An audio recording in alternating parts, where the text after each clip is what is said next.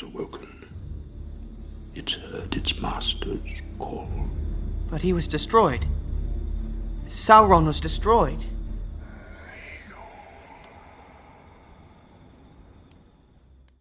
It's been 9 years since Gandalf was last seen in the Shire, and at this point in the story, we've ended everything with Bilbo's saga. He's disappeared, and now we're beginning and taking up the mantle with Frodo, and the question is, where does the story go from here? So let's take a look.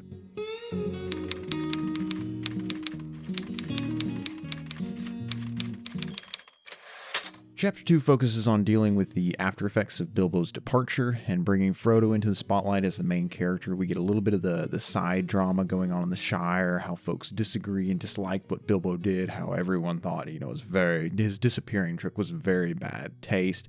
Gandalf stops to visit, but only briefly before he dashes off again, and generally everyone in the Shire agreed that Gandalf was the one to blame for everything that went wrong with Bilbo.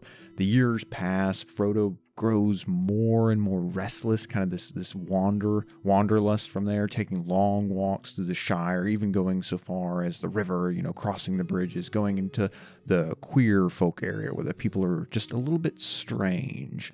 But there is a small thing that people also seem to notice that, oddly enough, very similar to Bilbo, Frodo barely seems to be aging at all. Time doesn't seem to leave his mark on him like everyone else. And at this point, Frodo is settled in as the master of Bag Inn. Sam Gamgee, Ham Gamgee, who worked for Bilbo. Sam is working as his gardener. And Sam is in the Green Dragon pub talking with Ted, and the subject turns to Gandalf and this nefarious and bad influence on Frodo and causing trouble. And then Ted disappears. And at this point, now we're jumping forward 9 years since Gandalf's last visit, Frodo begins to think, we'll probably never see him again because he's been gone so long with no word, nothing, until one day he shows up and he goes over to, goes to Bag Inn and talks to Frodo, and they sit down to have a talk. And we're coming off this big moment in the story of Frodo's birthday, which serves as an introduction to Bilbo in this book. And then Bilbo leaves. So now we're beginning, asking this question as the audience and as the story, where does the story go from here? We introduced a character. He's gone forever. We introduced Gandalf. He's gone, but now he's back. And so what happens next?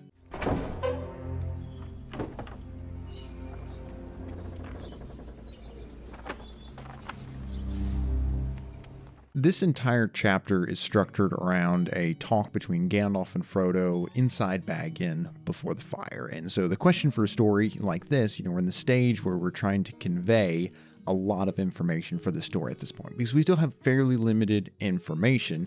And let's take a stock, of what we, the reader, know at this point and what we think we might need to know. At this point, it is interesting because we don't know who the main antagonist is. We don't have a main quest. There's no reason for Frodo to leave. Usually in the beginning of the story, there's the status quo, and something happens to change the status quo. For Hamlet, the classical, English high school class example is where Hamlet's walking along, and this is the status quo. He's just being a prince. There you go, being princely. And suddenly, the ghost of his father shows up and goes, "My uncle killed me, you need to get revenge." And it's like, bam, here we go. Now everything's different. At this point, for Frodo, there's no reason to leave. He kind of feels aimless, but this is his home. There's no reason to leave the Shire. And then the next part for this is we really don't know about anything going on outside of the Shire, and based on what we know about the hobbits, that chapter 1 did a very good job of communicating. Why would they? Nobody cares about what's going on outside. We know these brief mentions of Dale, something about the elves and the Grey Havens and the like, but really little else. So this chapter works to accomplish two major points. And the first is to set a goal for the story, or at least the next section of the story. Think of it. In The Hobbit, the dwarves show up and let's go kill a dragon. There's a reason for Bilbo to leave. A quest as an antagonist, the dragon, a quest for treasure. And a lot of history and information about the world is delivered in this second chapter. The Thorin and the dwarves show up and we get this whole history and saga, and we understand where the world is and where it's going.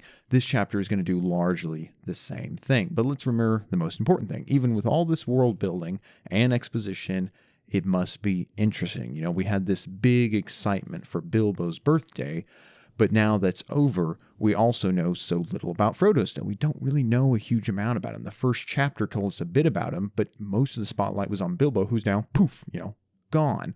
And so we have this double layer, that we're trying to do, where we're trying to get across a lot of information, a goal, an antagonist, a quest, a reason to go, a history, and to wrap it all up, we need to make it interesting. So let's see how Tolkien does it. And so at this point, when Gandalf and Frodo are sitting before the fire, years have passed since Bilbo left, probably more than a decade. The elves are beginning to leave. We're starting to see this change happening in the earth. We don't know there's a change. This is the interesting part is I always have to keep reminding myself what limited information we know at this point. I know that Middle Earth is changing, but no one's really connected all the dots yet, at least no one in the Shire. And this is kind of, we have the same knowledge as the Shire folk, so we're learning this alongside Frodo. This is all new information. And the elves are leaving, the dwarves are bringing news of Mordor. Sam is talking with Ted, and Gandalf's a bad influence. Gandalf comes back, and here we go. And they start talking. They start talking about the ring, about the White Council. And this is an interesting thing that's always funny to take a look at for a story, is when Tolkien sets it up in the first chapter that there may be more to this ring. This little trinket Bilbo had to play tricks upon people in the Shire, and what became so useful for him as a burglar in his time with Thorin and the party. But there seems to be very much these hints that there's something more. Bilbo refusing to give it up, calling it his precious. All of this is building to something more than just, a simple ring. And Gandalf has introduced Saruman, the lead of the White Council. But then he says even he kept the ring a secret from him. And here, side note, there are times when you try and convince, or a story tries to convince the audience that something or someone is a big deal. And I try to pay attention to when a story tries to do this and just see, one, how they do it, two, if we buy it. For this one, again, for our story, for the Fellowship of the Ring, how does Tolkien draw attention and mystery around the ring? And he does this by trying to keep it secret. Gandalf continually tells Bilbo, whatever you do, don't use it, don't talk about it. And here we have this echo again, that Saruman, the leader of the White Council, Gandalf decides to keep it secret from him. And so we're building this interest. And then we switch to history. We get the history of the rings, the 3 elven rings, the 7 dwarven ones, 9 rings for men that leads them into ring wraiths. And pay attention to how many things that Tolkien makes these little mentions of. This just makes the world appear bigger and more detailed. Because again, we've painted this picture, but this picture is a very detailed picture of the Shire. And what does the Shire care about? The Shire itself and literally nothing else. So now we're getting these sliver bits of information about the outside world, and feels new. And the other thing that does for storytelling is you want to build these people, these places, these characters up, so that way when they come into center focus, it doesn't feel like you're just pulling something out of thin air. You can't suddenly pull a villain out of thin air and make it feel real. They can't feel terrifying. It feels more like the plot simply demanding something, and the story is just like, sure, and now for suddenly this is a big deal, and it's a big deal because I'm telling you it's a big deal. And here we're introduced to Sauron and his desire, to ruin the Shire for vengeance against, the ring being held there secret from him, and because he wants control. He's generally evil. And the only thing, we're getting this, vision of what Sauron could be, and this vision of Sauron taking all of Middle-earth, and the thing that he needs to make that happen is the One Ring. And we can kind of see now what Tolkien is building towards, what this is for. So we're slowly, again, we know the whole plot at this point. If you don't know the plot, you're in a great spot. I really kind of envy you to some degree, because you can reread these stories. You can read these stories for the first time and experience it. And it's a beautiful thing. But this is what this story ignorance. We're trying to imagine ourselves in the beginning without knowing where the story goes. Sauron has lost the ring. Gandalf introduces all of this in such a way to show us that this is a secret esoteric knowledge, cutting edge. We're learning these things that no one else and Middle-earth knows. And again, I went back to this, we're delivering all this exposition and history, and we're trying to make it interesting. And so one of the ways he's doing this is giving us this little breadcrumbs. He tells us a little bit about Saruman, and then subject change, the ring's history, and subject change. Not really the subject change, but the point, the thread, and then eventually we're going to weave all of these threads together, but we're building this interest. And he's like, also, this ring is super secret. And we're like, okay. And then we, the audience, are hearing this, and we're like, okay, what's so secret about it? We want to know the secret. We're pulling this in. And again, the other thing we know is Gandalf is telling us that this is stuff nobody else in the world of Middle-earth really knows. This is new stuff because it's such almost a random thing. Like, can you imagine your crazy uncle kind of up and disappears and leaves you this like item, and this item is the thing that this evil empire thousands of miles away needs to destroy everyone, the nuclear codes or whatever you want to call it. It's just like this wild, mind-blowing realization, and also the knowledge that, hey, we're the only ones who know where it is, or that's the question, do we? And then Gandalf continues. We learn of Smeagol and Deagol and the ring and how it found its way to the Misty Mountains, and then of course to Bilbo, and now back to the Shire, and now Bilbo left it with Frodo. And this is just another side note. Look at how subtle this whole summary was. We got this partial summary of a whole nother book, The Hobbit, just like that. And I didn't even realize it. I had to go back and reread it and just realize how sneaky that was. You almost didn't even notice it. I always dislike it when books go back and do like, and now to get you caught up with the present. It's like what it is, that whole summary Gandalf has done about how Bilbo is kind of also to connect the dots, and we're getting the full story, but it also summarizes the whole plot of The Hobbit that we need to know to relevant. And now we're fully caught up with this whole lore and backstory. It's just, he does it so well. And Gandalf continues to talk because we're talking about Gollum. And, he makes these like little side mentions. And you can kind of see, we knowing where the story is going to go, we can go, these moments. But it's always funny to see these going back through the story. So Gandalf makes note that there's still being hope for Gollum. Not a lot, but there's still seeming some little bit of hope. And this is where, in the story, you see the importance of planning and foreshadowing. It makes things just feel natural rather than feeling jerked around. Because and now for something completely different, you want to build this up so that way your story feels real, as opposed to, oh yes, my uncle who I've never mentioned before, but I'm very attached to, is now suddenly arose and conveniently given us XYZ, so now the plot can advance. It feels more natural to have all these little mentions, and it also makes your world feel real. And now we're going back to this question of the ring, because of course, what is Gollum obsessed with? What is this whole point? The connection for this entire story is, of course, the ring. And Gandalf has this great quote, a ring of power looks after itself, has his own, the ring almost has this will of its own, and he's building this importance of the ring, keeping it from Saruman. Sauron is after it. Gandalf spent years tracking down Gollum, combing through records. This is where Gandalf's been for 9 years, all the archives, all of this to learn about this ring. And now we come to the big moment. The ring is thrown in the fire. And again, we see this building the binding power of the ring, because Frodo's even hesitant to throw it in the ring, because after all, it's so beautiful. It would be such a shame. Gandalf chucks it, it gets chucked into the fire. And then, of course, we have that great scene that everyone remembers.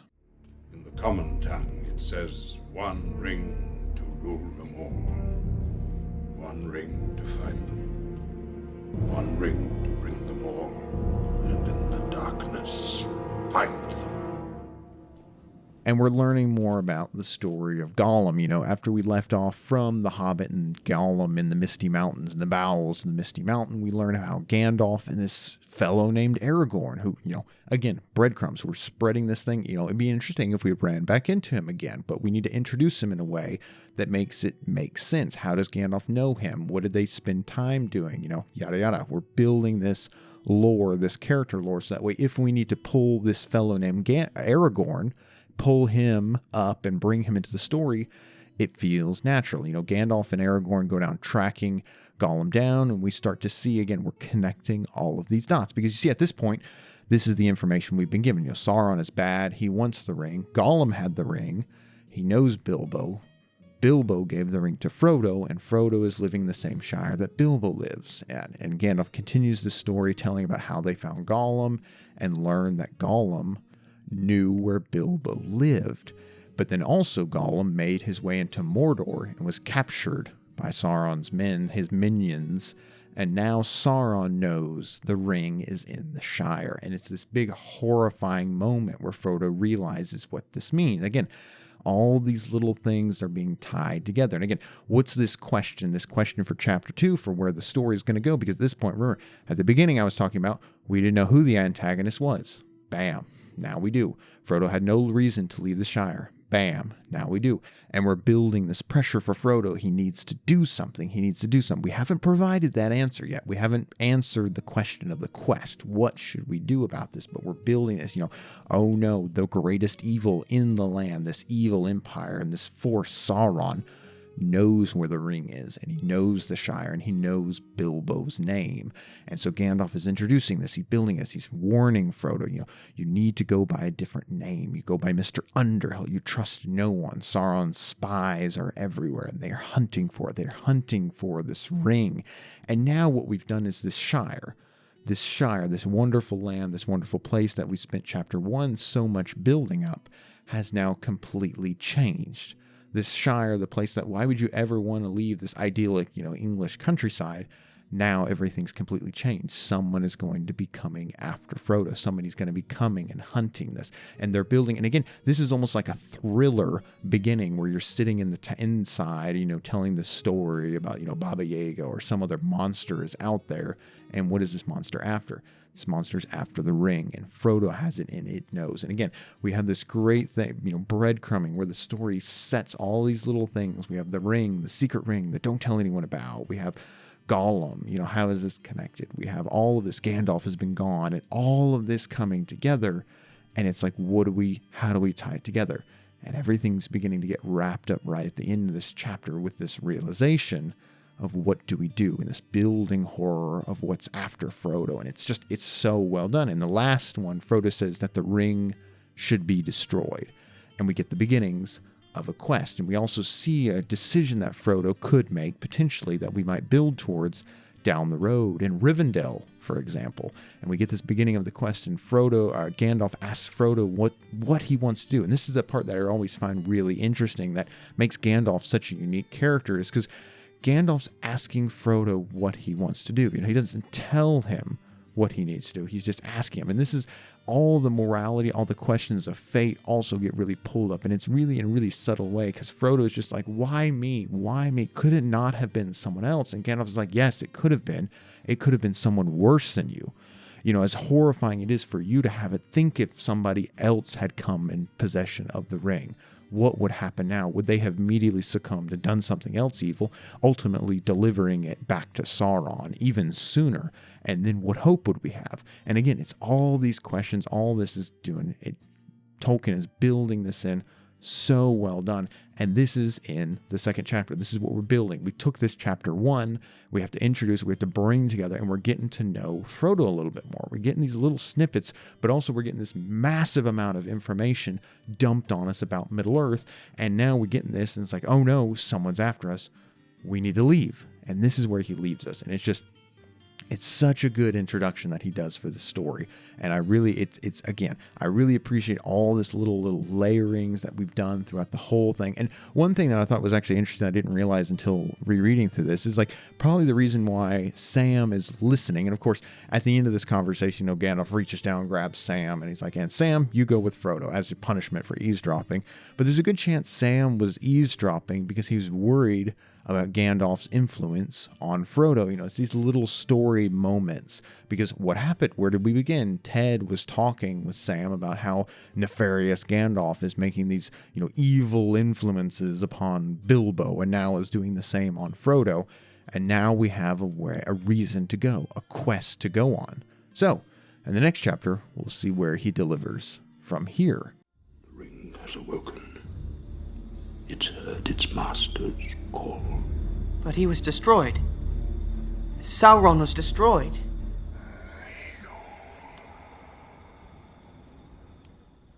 I've really enjoyed this. I'm just going to keep going step by step through the story. So I hope you guys stick with me and enjoy it. And let me know down below what you guys think. This chapter is one of my favorite ones. Just this building. It's a master of storytelling where it's just history, and we're getting this own, Gandalf is telling this own story to the audience and letting that just build and percolate and advance the story from there. So let me know what you guys think down below. My name is Jeff Cassidy. This is Fiction Applied, and I'll see y'all in the next. Thanks for watching.